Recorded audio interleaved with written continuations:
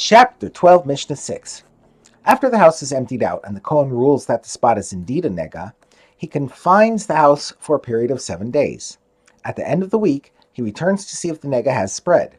If it did, the stones on which the nega appears must be removed and replaced, and similarly, the plaster surrounding the stones needs to be scraped off and replaced. See Vayikra, chapter 14, verses 37 through 42. The Mishnah begins by explaining where the Kohen stands when he confines the house.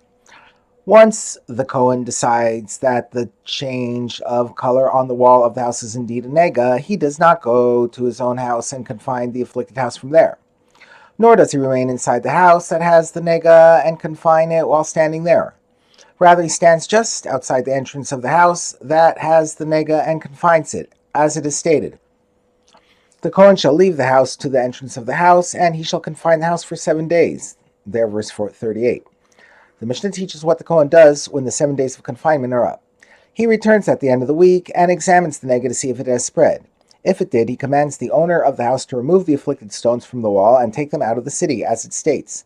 The Kohen shall command, and they shall remove the stones that have the nega. And they shall throw them outside the city to a tame place. There, verse 40.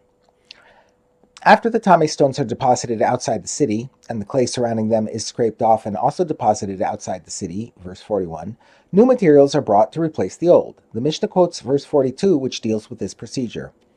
They shall take other stones and bring them in place of the tame stones, and he shall take other clay and plaster the house.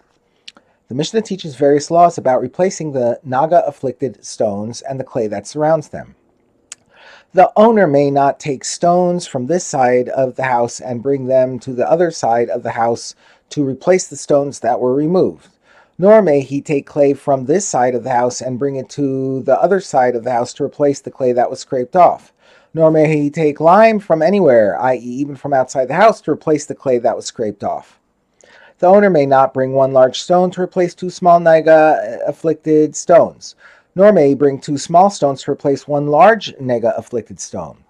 However, he may bring 2 stones to replace 2, 3, or 4 nega-afflicted stones. As long as at least 2 stones are used for the replacement, they may replace even more than 2 nega-afflicted stones.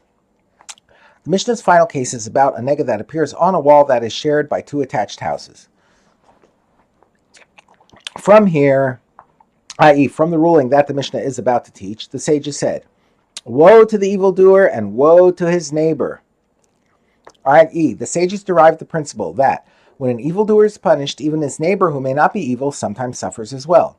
This is because the law is that if a wall is shared by 2 attached houses, and a nega appears only on the side of the stone that faces one of the houses, both neighbors must remove the afflicted stones. Both neighbors must scrape the clay from around the stones, and both neighbors must bring the new stones to replace the old ones.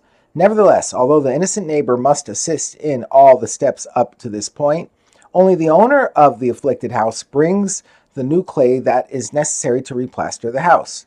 As it is stated, "And he shall take other clay and plaster the house." The word he, singular, implies that his neighbor does not assist him in the replastering.